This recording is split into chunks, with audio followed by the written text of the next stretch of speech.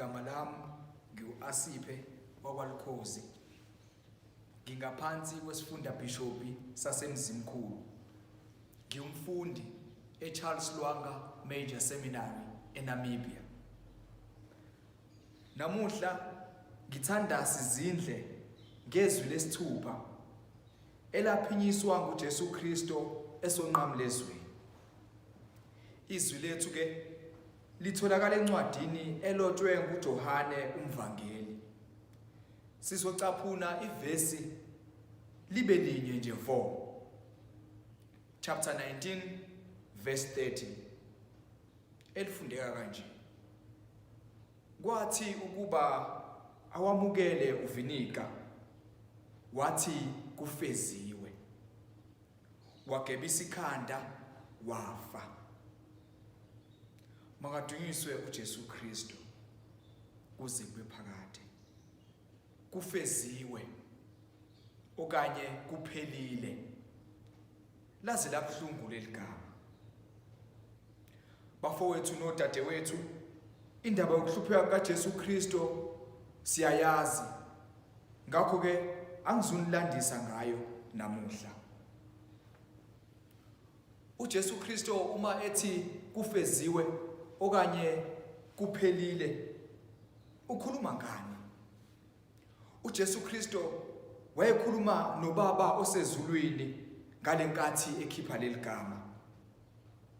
Wayeqinisekisa ukuthi useyifezile intando kaBaba osezulwini.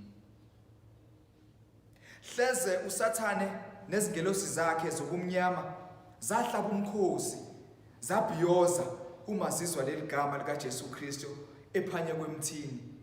Zazicabanga ukuthi hayi siqedile ngalomuntu. Kepha zazingazi ukuthi njengoba uJesu ethi kuphelile, kahle kahle ima usaqala umcimbi. Phela wayengakhulumi ngokuphela kwakhe, kepha wayekhuluma ngokuphela kwesono kanye nemishiso yezimbuzi namathole ukuhlawulela nokushwelezela izono zabantu. Ngaphezulu kwakho konke, uJesu Kristo ngokufa kwakhe waqeda ukufa onqamlezweni. Ngithini ke kunina uma ngisho njalo? Ngithi ngokubulawa wakubulala ukufa. Waze wadida lo myalezo, kepha waze wanamandla nomyalezo. Ukubulala kanjani ukufa? Sizoqonda kangcono ke thina maZulu, ngoba isiZulu sithi iva likhishwa ngeva. Kanjalo ke nangalana ukufa ngokufa. Kepha uKristo akabulalanga ukufa kwabantu kulomhlaba esiphila kuwona.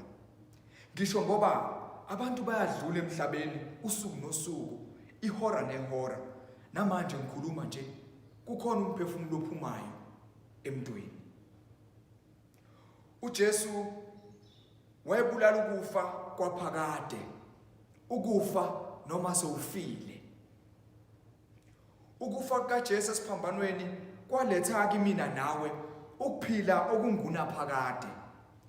Ingakho thina njengamakholwa siyazi, siyathemba futhi siyaqonda ukuthi umuntu akafi, kepha ukuqulelwa isimo. Zithandwa zikaKristo, lemfihlakalo enkulu ngubani ongayiqonda na? Sengizophetha. Bengifuna ukuthi kungenzeka ukuthi kunomuntu kumbe kunabantu asebethe kuphelile okanye kufeziwe ngawe. Kungenzeka ukuthi sebevele bakuloyile noma sebekhokhela uzungu. Kodwa ngizothi kuwena uNkulunkulu akaqedi ngawe. Hlalani enkosini nasemandleni ayo amakhulu. Inkosi mayibusise ukufunda kwezwi layo manje kuze kube phakade. Amen.